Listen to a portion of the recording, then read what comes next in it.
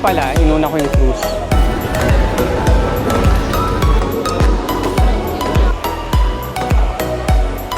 Yung gusto ko yung tikman.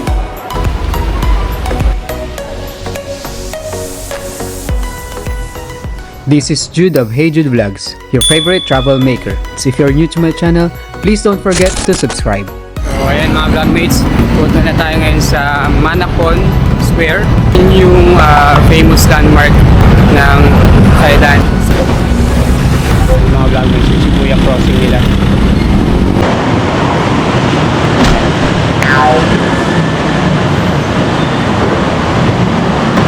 So may nakita ako mga street food, mga food na on the go, yung pamabilisan. So, samahan nyo lang ang mga vlogmates sa ating paglalakbay.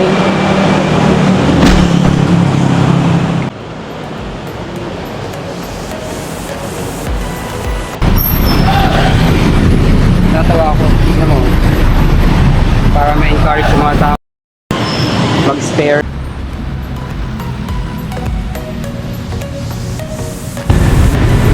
Lakad pa tayo mga vlogmates. Mabilis na, malapit na tayo. Sa kanila din yung mga vlogmates, napansin ko na meron silang ganyan, yung screen, para malaman nila, ma-update sila kung may traffic na dun sa part na yon, or heavy traffic, light traffic. Yan. Ganda. Sana may ganyan din tayo. Ito nga pala yung pinakamalaking chain dito sa Bangkok, Cafe Amazon. I mean, sa Thailand, Cafe Amazon. Parang meron ako nakitang Vietnamese dito. Vietnamese coffee. Wow, cafe.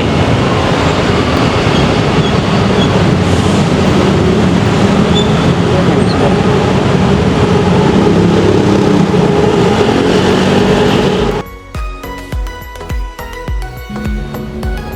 If you want to know more about Mahanakon Tower, please watch my previous vlog.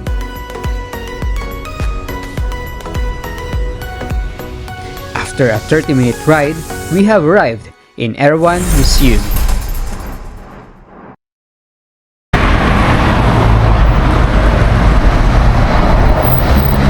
Hello mga vlogmates. So nandito na tayo sa Erawan Museum. So it's like 30 minutes na boat ride from the city center hanggang dito. Meron naman tayong train, pero magiging isang oras yun. And then, nakikita ko na yung mga elephant. Sikat si Erawan. Ayan o. Erawan, not Erwan. Ayan. Sikat siya dahil dyan. Siya yung pinakamalaking copper made na elephant dito sa Thailand. Thailand ba or world? Dito sa Thailand, ang elephant ang holy sa kanila ang elephant, and mahalaga siya sa religion nila. Yan ang national animal nila. Ano kaya yun? Holy? So papasok na tayo. Tingin ko 800 baht ang entrance fee. Sobrang init mga vlogmates. It feels like 35 degrees Celsius. Ano to? Ito ba yung olives? Olives yata yan. Kaya pala, dati kasi ang tawag sa Bangkok, Bang Makok, land of the olive trees. Parang ganun. Ganda rito sa Thailand. Grabe ang mga infrastructure nila. Third floor, second floor. Parang dali lang sa kanila gumawa ng infrastructure. Talagang nag-invest sila sa infrastructure. So, ayan. Pagpasok mo, gulagain ka ng fountain, tapos din yung tickets. Magkano kaya ang tickets? Open sesame. Okay. So yan, 500 baht pag adult foreigner, and then child 250 baht. Niloko ko nga siya. Sabi ko child ako eh. Tumawa lang siya. Nasaan tayo? Ito ulit. Dito tayo sa red. Diretso tayo pag ganun. Mga elephant pa nun. Okay. And then here, souvenirs. Mamaya na yan. Hindi natin. Oh, pretty. Ayan, buti pa dito may mist-mist. Pampalamig. Yan, inuuna ko kasi yung pag-vlog. So, kala ko na wala yung ticket. Ito yung ticket natin. So, papasok na tayo. Ayun, dito pwede ka mag-donate or magbigay ng offering. So, The Erawan Museum is a stunning cultural landmark in Samut Prakan, famous for its massive three-headed elephant sculpture that stands nearly 150 feet tall. The museum is designed as a physical representation of Hindu and Buddhist cosmology, divided into three symbolic levels that visitors can explore. Yung pinakamalaking copper-made na elephant na may 3 ulo dito sa Thailand. Yan. Upon entering the museum grounds, I have seen these gardens. The surrounding ground offers lush tropical gardens with the sculptures of mythical Thai creatures and peaceful walking paths. You can do whatever you want here, like chill, relax, or meditate while hearing the sounds of nature.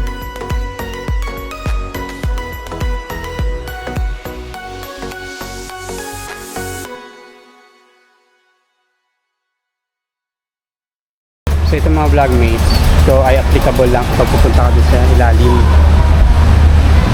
Yan yung parang temple nila. Pero kapag dito ka lang sa museum, ay pwede naman. So dito naman, pwede ka mag-take ng videos. This is the second floor of Erawan Museum, known as the Human Earth level.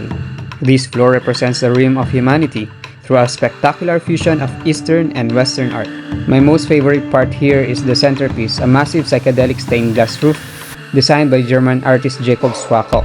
It depicts a zodiac and the world map using 4 primary colors to represent the elements. So akyat pa tayo sa pinakataas. Ang lamig dito. Ano yan? Pinakamataas. Ano kataas to?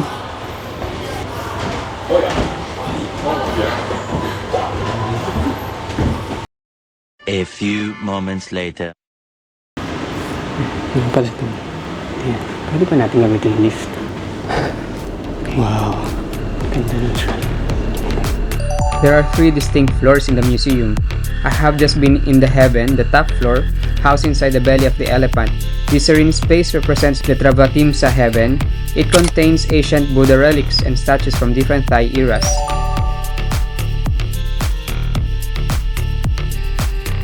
It is really fun exploring this museum. I have learned a lot, and I think I can say that this is also recommended for solo travelers out there.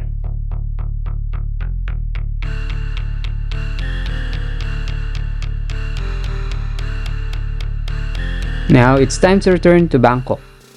Hello. So, ngayon nakaschedule tayo maghapon, hop off and mag-cruise sa Chao Phraya para makita yung mga temples. Naantay na lang natin yung motorbike natin. So, nag-board tayo. And napaka-traffic ngayon kasi Biyernes. Pero nasa na kaya yung ating... A few moments later.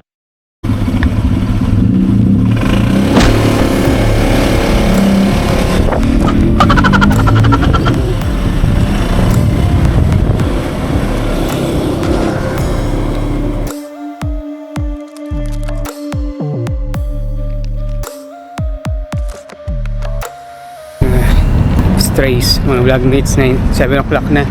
Hindi ako binaba dun sa pier na gusto ko. Tayo, paano makapunta sa pier? Okay, so bilisan na lang natin maglakad. Mukhang malapit lang naman. Paabot tayo. Although, yeah, first time ko sumakay ng angkas-angkas. And hawak ko pa tong GoPro. Medyo kinakabahan ako. Ganito pala sa Bangkok pag rush hour and Friday. It's like Manila. Sobrang traffic. Kanina nung pauwi ako from Erawan Museum and then papunta sa hotel, talagang parang wrong decision ako kasi ano siya eh. Oras pa, may oras pa. Saldasal, kapit-kapit.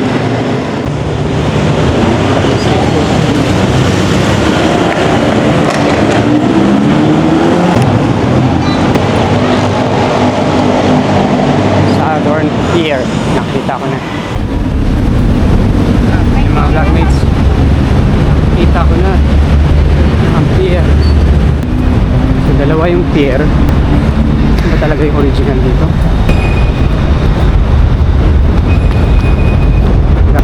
Tingnan mo yung pier nila, may toilet.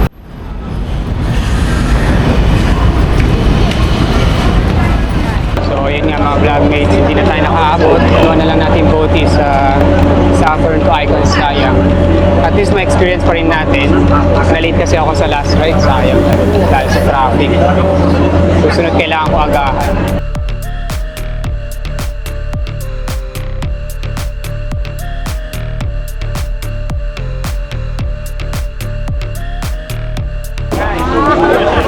So dito mga vlogmates, marami pang cruise, oh.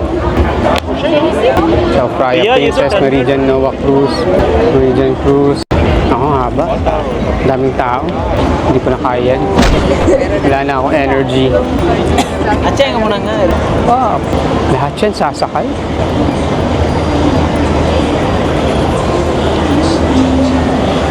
So pag gusto nyo nang sumakay, dito na kayo sa Icon Siam.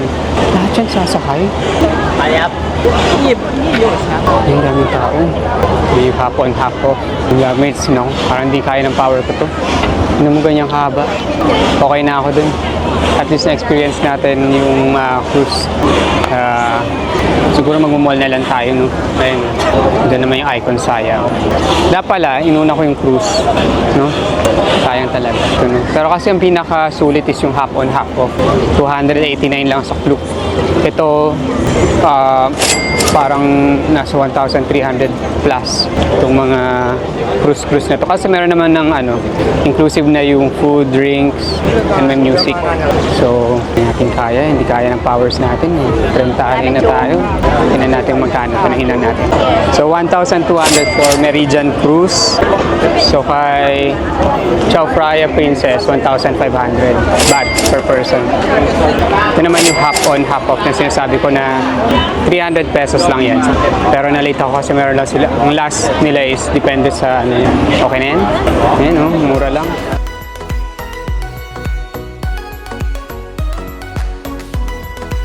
So, gagala ko na lang siguro kayo dito sa Icon Siam, no?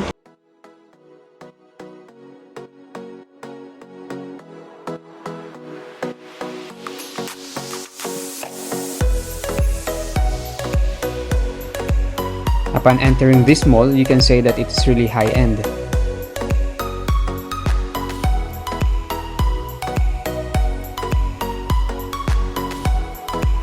The products and the food that they are selling are also of high quality, but not as expensive. Literally, this is Thailand in one floor, as they gather all the products and food in different regions of Thailand. From exotic food, clothes, jewelries, or any other souvenirs, everything is here.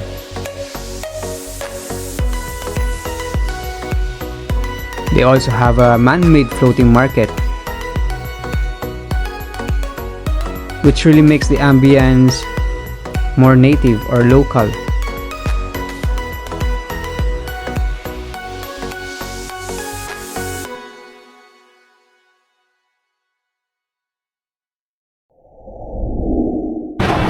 Hello mga vlogmates, ito yung assorted na shrimp, scallops, and pork or chicken duck. Then, Thai milk tea. So, siguro, una muna, lagyan natin ng garlic sauce. Yan, ng garlic. Hindi pala garlic sauce. Ay, hindi to garlic. Oh, garlic. And then, lalagyan naman natin siya ng parang, oyster sauce or sweetened soy sauce. And then, nilidip natin siya dito. Tikman na natin, mga vlogmates. Okay, ating basura dito. And that's it. And then, nasa likod ko. Mamuna natin yung shrimp. Tikman natin na walang. Ang hirap, ha?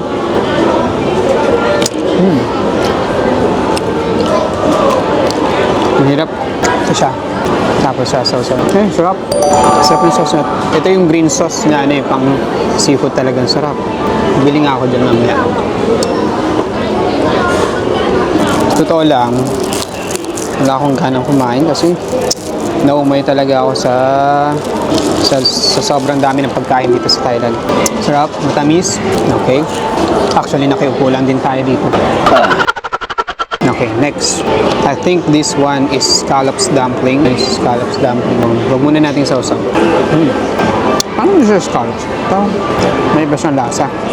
So, hindi ko rin alam kung ano to. Meat, chicken ba to or something? Or pork.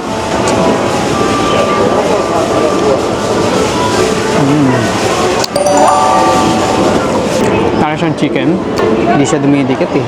Natikman ko na lahat ng flavors na assorted. 140 baht. It's not bad naman. Masasabi ko lang ay, ang gulo ng buhok ko. Masasabi ko ay, masarap. Okay lang. Kasi naumay na ako sa kanin, kanin, tapos sobrang daming pagpipilian or sobrang daming pagkain na umay na ako na parang nakikita ko pa lang sila nabubusog na ako. Pero sobrang daming tao dito. Ang daming turista, which is tingin ko yun yung isa sa kung ayaw syempre iba ayaw ng maraming tao. Yun yung parang disadvantage kasi sobrang dami talagang tao and sobrang traffic talaga kanina. First time ko nag-angkas and okay naman kasi hindi tayo nakaabot. Ganun talaga ang buhay. Pero at least na-try pa rin natin, na-experience pa rin natin kahit isang tumbling lang from Southern Pier hanggang Icon Siam Pier. Na-experience pa rin natin yung boat nila. So, natuto naman tayo and kayo mga vlogmates kapag pupunta kayo dito sa Thailand, maganda na yung hop on, hop off or yung mga ganong pier, mga cruise, yun yung unahin nyo. And huwag kayong malilate. Katulad ko na late ako. Wala, hindi ko siya nabutan. Pero wala pa rin pagsisisi dahil nakita ko tong Icon Siam and dito sa Icon Siam, lalo na sa ground floor nito. Actually, kompleto na dito. Hindi ko lang alam. Parang parehas lang din naman yung price. Pero dito mas kompleto. Sa isang shop, sa isang location, lahat nandito. Souvenir, food, shopping, and the ambience maganda.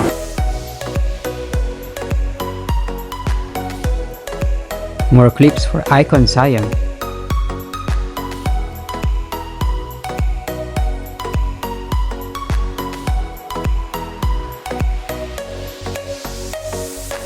We failed to ride the Chao Phraya cruise or hop on hop off, but we were redirected to a better place.